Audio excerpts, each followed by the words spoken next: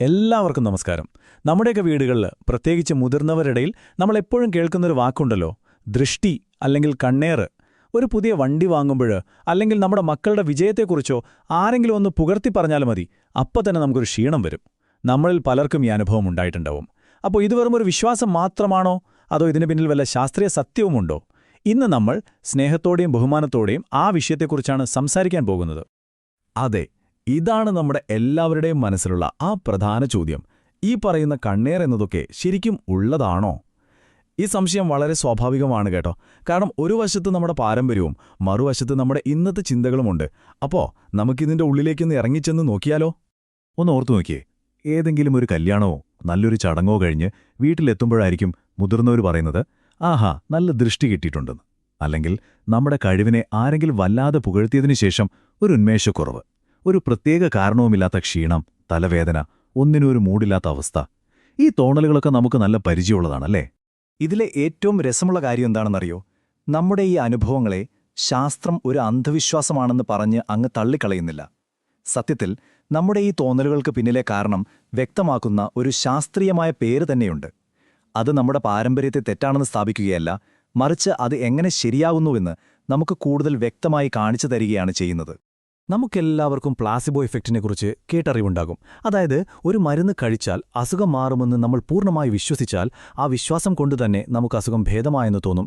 എന്നാൽ അതിന് നേരെ ഓപ്പോസിറ്റായി ഒരു ഇരട്ട സഹോദരനുണ്ട്. അതാണ് നോസിബോ ഇഫക്റ്റ്. എന്തെങ്കിലുമൊന്ന് നമുക്ക് ദോഷം ചെയ്യുമെന്ന് നമ്മൾ മനസ്സിൽ ഉറപ്പിച്ചാൽ ആ ഒരൊറ്റ വിശ്വാസം മതി നമ്മുടെ ശരീരത്തിൽ യഥാർത്ഥത്തിലുള്ള രോഗലക്ഷണങ്ങൾ വരാൻ.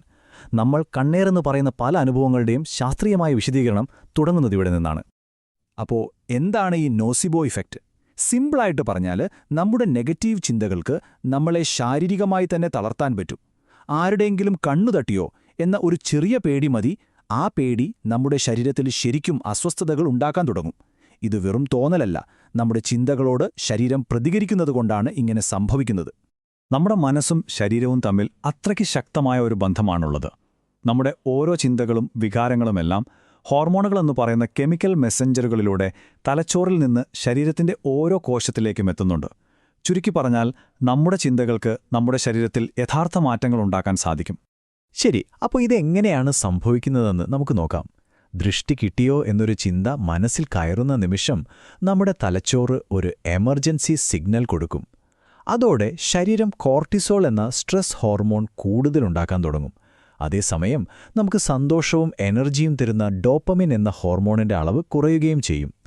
ഇതിന്റെ എല്ലാം ഫലമായിട്ടാണ് നമുക്ക് ആ ശാരീരികമായ അസ്വസ്ഥതകൾ തോന്നിത്തുടങ്ങുന്നത്.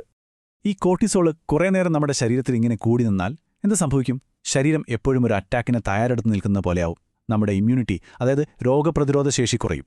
അതുകൊണ്ടാണ് ചെറിയ പനിയോ ജലദോഷമോ വന്നാൽ പോലും അത് വിട്ടുമാറാതെ നിൽക്കുന്നത്. തലവേദന, ശരീരവേദന, ഉറക്കമില്ലായ്മ, ഒരുതരം തളർച്ച, ഇതൊക്കെ തന്നെയല്ലേ നമ്മുടെ മുത്തശ്ശിമാരൊക്കെ കണ്ണേറ് കിട്ടുമ്പോഴുണ്ടാകുന്ന ലക്ഷണങ്ങളായി പറയാറ്. കോർട്ടിസോൾ കൂടുന്നത് മാത്രമല്ല പ്രശ്നം.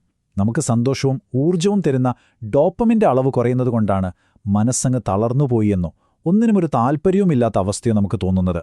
ശരീരത്തിന് പുറത്തുനിന്നൊരു കേടുപാടും സംഭവിച്ചിട്ടില്ല, പക്ഷെ നമ്മുടെ ഉള്ളിലെ ആ പേടിയോട് നമ്മുടെ തലച്ചോറിലെ കെമിസ്ട്രി പ്രതികരിക്കുകയാണ്. അപ്പോൾ ശരി, ഇതെല്ലാം ബയോളജി ആണെങ്കിൽ പിന്നെ നമ്മൾ ഈ ഉപ്പുമുളകൊക്കെ ഒഴിയുന്നതിന് എന്തർത്ഥം?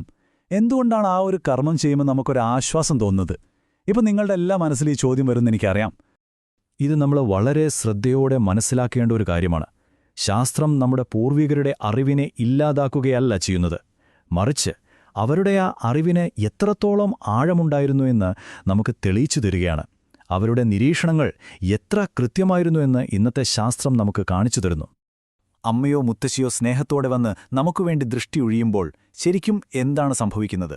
നമ്മുടെ തലച്ചോറിന് വളരെ ശക്തമായൊരു മെസ്സേജ് കിട്ടുകയാണ്. ഓക്കെ, ഇനി പേടിക്കാനൊന്നുമില്ല, ഞാനിപ്പോൾ സുരക്ഷിതനാണ്, ആപത്തൊക്കെ ഒഴിഞ്ഞുപോയി. ഇതൊരു പവർഫുൾ പ്ലാസിബോയായിട്ടാണ് പ്രവർത്തിക്കുന്നത്. ആ വിശ്വാസം നമ്മുടെ ടെൻഷൻ കുറയ്ക്കുന്നു, സ്ട്രെസ് ഹോർമോണായ കോർട്ടിസോളിന്റെ അളവ് താഴേക്ക് വരുന്നു, സന്തോഷത്തിന്റെ ഹോർമോണായ ഡോപ്പമിന്റെ അളവ് കൂടുന്നു. അപ്പോൾ ആത്യന്തികമായി പറഞ്ഞാൽ, ആ കർമ്മത്തിന് പിന്നിലുള്ള സ്നേഹവും കരുതലും തന്നെയാണ് അവിടുത്തെ യഥാർത്ഥ മരുന്ന്. ആ ഒരു വിശ്വാസം നമ്മുടെ ശരീരത്തിലെ ഹോർമോണുകളെ ബാലൻസ് ചെയ്യുന്നു. ഇത് മാനസികമായും ശാരീരികമായും നമുക്ക് വലിയൊരു ആശ്വാസം നൽകുന്നു. അതുകൊണ്ട് നമ്മുടെ പാരമ്പര്യം വെറും അന്ധവിശ്വാസമല്ല, അതിലൊരു സൈക്കോളജിക്കൽ ഹീലിംഗ് കൂടിയുണ്ടായിരുന്നു. പണ്ടത്തെ കാലത്ത് മാത്രമല്ല, ഇന്നും കണ്ണേറിന് പ്രസക്തിയുണ്ട്. അതിന്റെ രൂപം മാറിയെന്ന് മാത്രം. സോഷ്യൽ മീഡിയയിലെ ലൈക്കുകളും കമന്റുകളും ബന്ധുക്കളുടെ വാട്സപ്പ് ഗ്രൂപ്പുകൾ നടക്കുന്ന താരതമ്യങ്ങൾ ഒരുപാട് ആളുകളുടെ മുന്നിൽ വെച്ച് കിട്ടുന്ന വലിയ പ്രശംസ ഇതെല്ലാമാണ് ഇന്നത്തെ കാലത്തെ കണ്ണേറുകൾ. ഇതെല്ലാം നമ്മുടെ മനസ്സിൽ ഒരുതരം സമ്മർദ്ദമുണ്ടാക്കുന്നുണ്ട്. അപ്പോ ഇതിൽ നിന്നൊക്കെ നമ്മൾ എന്താണ് മനസ്സിലാക്കേണ്ടത്? ദൃഷ്ടിദോഷത്തിന് പിന്നിലെ ഈ ശാസ്ത്രം മനസ്സിലാക്കുന്നത് നമ്മുടെ ആചാരങ്ങളെ വേണ്ടെന്ന് വെക്കാനല്ല, മറിച്ച് അനാവശ്യമായി പേടിക്കാതെ കൂടുതൽ സമാധാനത്തോടെയും അറിവോടെയും ആ പാരമ്പര്യങ്ങളെ നമുക്ക് കാണാൻ വേണ്ടിയാണ്. അത് നമ്മുടെ മനസ്സിന് നൽകുന്ന ആശ്വാസത്തെ നമുക്ക് തിരിച്ചറിയാം. അപ്പോ കണ്ണേറ് കിട്ടുമോ എന്ന് പേടിച്ച് ജീവിക്കുന്നതിന് പകരം നമ്മുടെ മനസ്സിന് നമ്മുടെ ശരീരത്തെ സ്വാധീനിക്കാനുള്ള കഴിവുണ്ടെന്ന് തിരിച്ചറിയുക. എന്നിട്ട് ആ ശക്തിയെ സമാധാനത്തിനും ആരോഗ്യത്തിനും വേണ്ടി ഉപയോഗിച്ചാലോ? കാരണം നമ്മുടെ ചിന്തകൾക്ക് നമ്മളെ രോഗിയാക്കാൻ കഴിയുമെങ്കിൽ ഉറപ്പായും നല്ല ചിന്തകൾക്ക് നമ്മളെ സുഖപ്പെടുത്താനും കഴിയും.